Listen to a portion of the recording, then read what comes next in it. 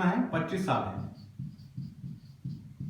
अगर आपने टेन्योर यानी 30 लाख रुपए का लोन लिया, 8% वार्षिक ब्याज दर है और 25 साल के लिए लिया, तो सिनेरियो अलग अलग करके आप कैसे उसको मैनेज कर पाएंगे उसको मैं आपको सिखा रहा हूं। तो मान लो 25 साल आपका टेन्योर है, तो आपकी ईएमआई बनेगी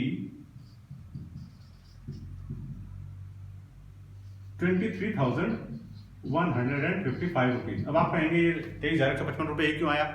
मैंने प्रोफेशनल कैलकुलेटर के हिसाब से ऑलरेडी कैलकुलेट करके आप लोगों के लिए लेकर आया हूं, तो आपको इसमें बिल्कुल घबराने की जरूरत नहीं है। 1 रुपया भी इधर उधर नहीं होगा। अगर टेन्योर और रेट ऑफ इंटरेस्ट ये है तो 23,155 रुपए ही आपकी ईएमआई बनेगी 25 साल के टेन्योर में। ठीक है, मैं आपके लिए सब कुछ कैलकुलेट करके लाया हूं। और यदि आपने टेन्योर 25 साल रखा, ईएमआई 23,155 रुपए रखी, तो पूरे 25 साल बाद जो आप सिर्फ इंटरेस्ट बैंक को पे कर देंगे, सिर्फ इंटरेस्ट जो आप पे कर देंगे वो होगा 39,46,000, 39,46,345 रुपीज।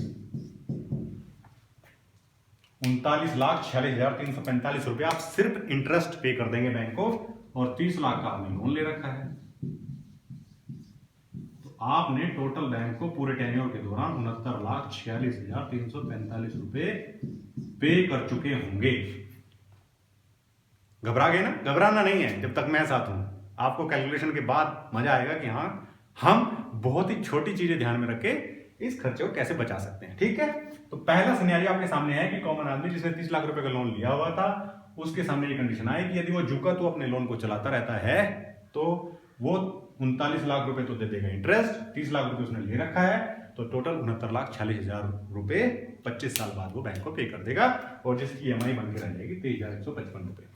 अब इसमें एक छोटा सा क्लू ले लीजिए। मान लो एक छोटा सा करके देखेंगे, अभी मैं आपको पर्सनल फाइनेंस मैनेज कैसे करना है बाद में बताऊंगा, अभी सिनेरियो आपके सामने रख रहा हूं। मान लीजिए ये 25 साल की बजाय आपने टेन्योर कर दिया कितना, 20 साल। टेन्योर कितना कर दिया, 20 साल। तो आपको जानकर हैरानी होगी कि जो आपका 39 लाख रुपए था, अब आपकी ईएमआई हो जाएगी, ये दोनों चीजें मैं आपको बदलता रहूंगा, 20 साल में आपका जो 39 लाख रुपए था वो हो जाएगा 30,22,369 रुपीज, और ईएमआई आपकी ज्यादा नहीं बढ़ेगी, सिर्फ 25,093 रुपए। आया मजा? यानी यदि आपने 25 की बजाय टेन्योर को 20 साल कर दिया, 20 साल में ही लोन पेमेंट करने की मादा या इच्छा जताई और उसे उसके करने में सफल भी हो गए, तो आपका जो 39 लाख रुपए था वो कहां पहुंच जाएगा, 30 लाख पे। अब मैं यहां साथ के साथ आपको पूरा लिख देता हूं। यदि 25 साल है तो आप दे रहे हैं 39 लाख रुपए, यदि 20 साल हो गया तो आप देंगे 30 लाख रुपए। ठीक है, आगे सिचुएशन देखिए, ये टोटल आप चाहे तो करते रहिए, ये हो जाएगा 60 लाख, है ना? आपकी नॉलेज के लिए मैं कर भी देता हूं, ये 60,22,369 रुपीज। सिर्फ 5 साल टेन्योर घटा देने से आपका लगभग 9 लाख रुपए बच रहा है। आगे देखते हैं। अब आपने क्या किया, ये और थोड़ा सा झटका दिया और थोड़ी सी मेहनत की और इस टेन्योर को आपने पहुंचा दिया 15 साल पे, तो निश्चित रूप से आपकी ईएमआई बढ़ेगी, निश्चित रूप से आपकी ईएमआई बढ़ेगी। ईएमआई इस बार हो जाएगी 28,669 रुपीज, और आपका जो इंटरेस्ट है घटकर वो आ जाएगा 30 लाख के बजाय 21,60,000 पर, 21,60,521 रुपए पर, और आपका जो टोटल अमाउंट है जो आप पे करेंगे वो हो जाएगा 51,60,000 रुपए, 521 रुपए। अब यहां ध्यान देने वाली बात यह है दोस्तों कि मैक्सिमम लोग आपको ये कैलकुलेशन पहले से करके बता देंगे, लेकिन इस पर कौन ध्यान देगा? जो 23,000 रुपए था वो कहां पहुंच गया है, 28,000 पर। लेकिन घबराइए मत दोस्तों, मैं इसका भी इलाज आपको बताऊंगा। अब बस वीडियो में बने रहिए, आगे देखते हैं। थोड़ा सा कष्ट और उठाया और आपने इस टेन्योर को घटाकर कहां कर दिया, 10 साल कर दिया, तो निश्चित रूप से ईएमआई भी बढ़ेगी। ईएमआई आपकी बढ़ गई और इस बार आपकी ईएमआई पहुंच गई है 36,398 रुपए, यहां पहुंच गई।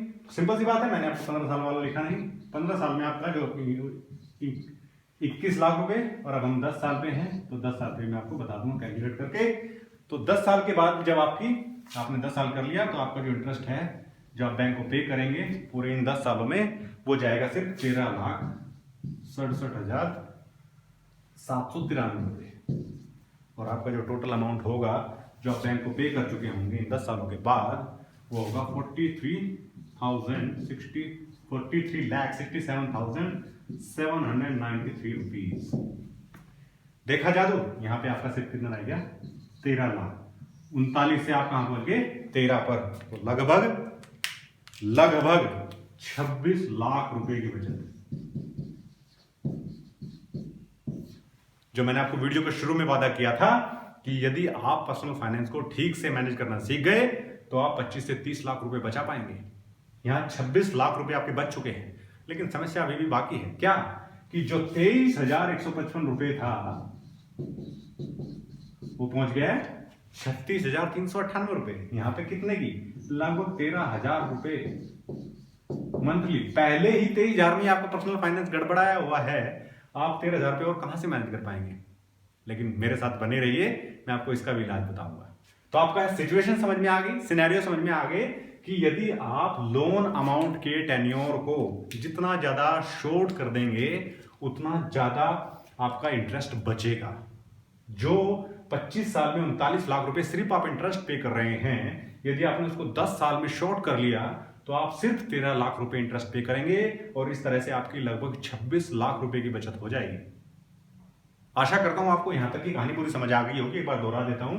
एक कॉमन मैन, जो एक आम आदमी जिसने 30 लाख रुपए का लोन लिया बैंक से, 8% वार्षिक ब्याज दर की उसकी रेट ऑफ इंटरेस्ट है, 25 साल के लिए उसने टेन्योर के लिए ये लोन लिया है। यदि वो झुका तो चलता रहता है और 25 साल तक यही ईएमआई जो 23,155 रुपए पे करता रहता है, तो उसके लगभग 39 लाख रुपए इंटरेस्ट के साथ पे होंगे और टोटल अमाउंट उसका 69 लाख रुपए पर पहुंच जाएगा।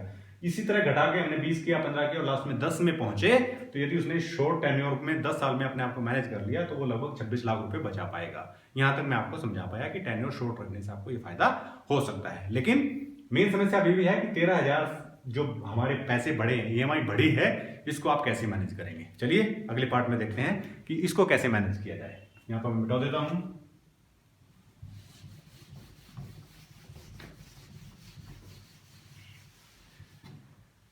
चलिए ये मैंने मिटो दिया। अब आपको बस 2 या 3 ऑप्शन, मेरी आदत है हमेशा ही, मैं हमेशा 2 से 3 ऑप्शन देता हूं। जो आपको बेटर लगे, जो आपके हिसाब से सुटेबल हो, आप उसको चुनिए और एंजॉय करिए। तो यहां भी मेरे पास 3 ऑप्शन है। बहुत इजी टू यूज और बिल्कुल यूजर फ्रेंडली जिसे कहेंगे। चलिए शुरू करते हैं। पहला ऑप्शन आप क्या करिए,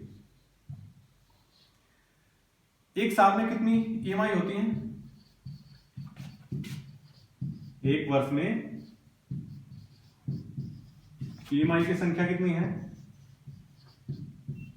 आप कहेंगे 12। सिंपल सी बात है, एक साल में कितनी ईएमआई होगी 12।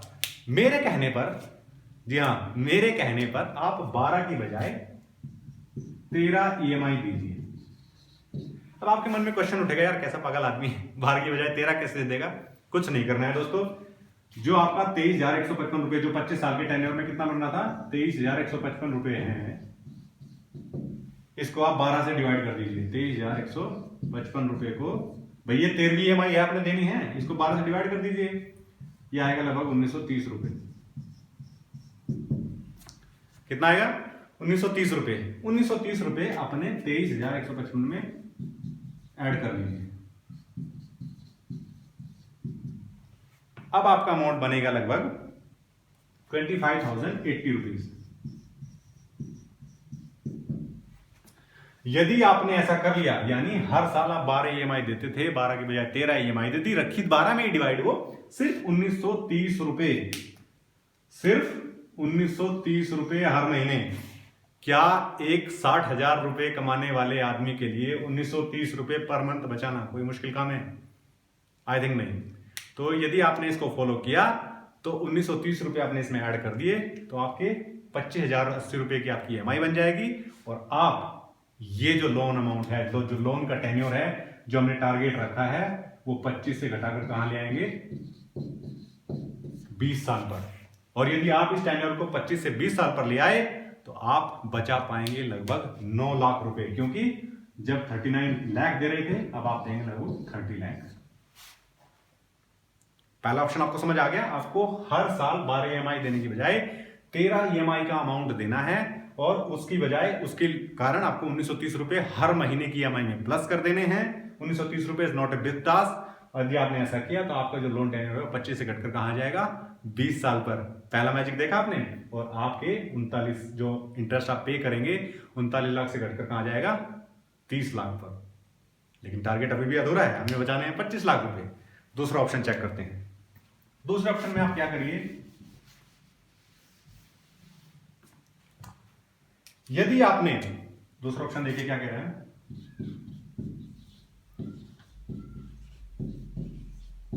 आपने क्या करना है, प्रत्येक साल EMI में 5% की बढ़ोतरी करनी है। प्रत्येक साल 5% की बढ़ोतरी करनी है, किसमें, EMI में।